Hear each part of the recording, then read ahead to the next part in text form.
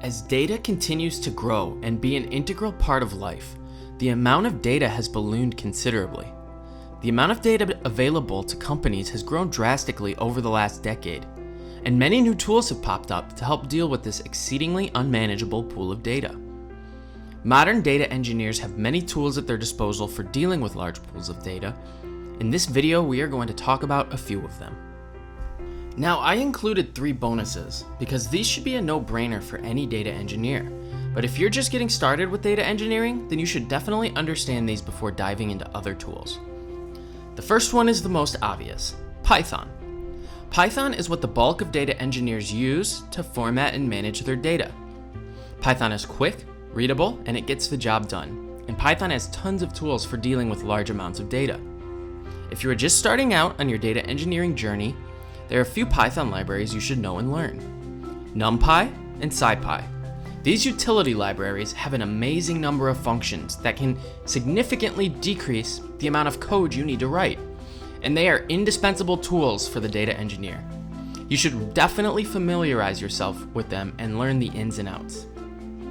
Another one is Pandas.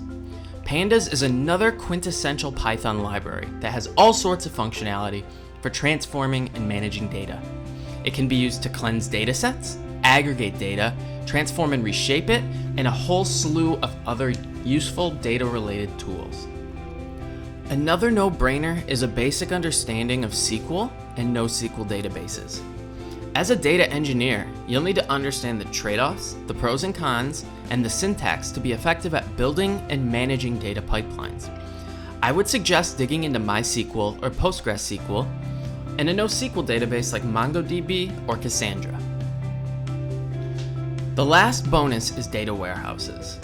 I included this as a bonus because it becomes more and more relevant with each passing year. You should have a basic understanding of data warehouses, what they are, and how they work. The simplest definition of a data warehouse is that it's a centralized place to store all of your data. It serves as a cost-effective storage mechanism for all structured and unstructured data. This provides your teams with a single source for all of your data, a single source of truth. 2 of the most popular warehouses are Snowflake and Amazon Redshift. Building and managing data pipelines is a key part of data engineering. In the past, these pipelines would be built manually. Because of the rise of the data ecosystem, tools have cropped up to manage and build pipelines without having to do a ton of custom configuration to get it up and running. 2 of these tools are Prefect and Airflow. Prefect is a workflow management system designed for the modern era of data management. It allows you to create tasks and workflows as Python code and provides you with a great array of tools for dealing with data. Prefect provides you with tons of out-of-the-box plugins that give you access to a bunch of popular products, such as Databricks, AWS, or GitHub. Airflow is another open source tool for managing your data workflows. It has a similar feature set to Prefect, but with a few key differences. Airflow's primary use case is the creation and execution of DAGs, which stands for Directed Acyclic Graphs. These graphs are your workflows, and Airflow provides you with a UI to manage your DAGs. Apache Spark is an analytics engine for processing and analyzing large amounts of data. Spark has APIs to use within Java, Scala, Python, and R. Apache Spark was designed to deal with the massive influx of data that companies are now facing, and it has been used at companies like Netflix and eBay to great success. It uses distributed processing and clusters of nodes to process and analyze unbelievably massive amounts of data. The core of Apache Spark is 1. Spark SQL, 2. Spark Streaming, 3. Machine Learning, and 4. GraphX, which is a graphing library. Apache Kafka is an open source event streaming platform for real-time data processing, analytics, and performant data pipelines. Kafka is an integral tool for modern big data, and it is used by more than 80% of all Fortune 100 companies.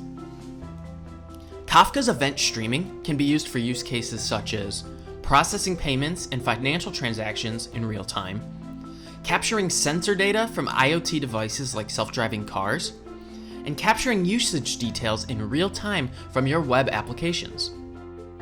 Amazon Athena is a relatively recent service provided by AWS for the analysis of structured and unstructured data stored in S3 buckets. If you are unfamiliar with Amazon's ecosystem, S3 stands for Amazon Simple Storage Service, and it can be used to store data for any use case like websites, data lakes, archives, and more. Athena is a serverless querying tool that allows you to use SQL to quickly query your data stored in S3. Athena can be used to query CSV files, JSON files, or formats such as Apache Spark, which are common data types used by Spark.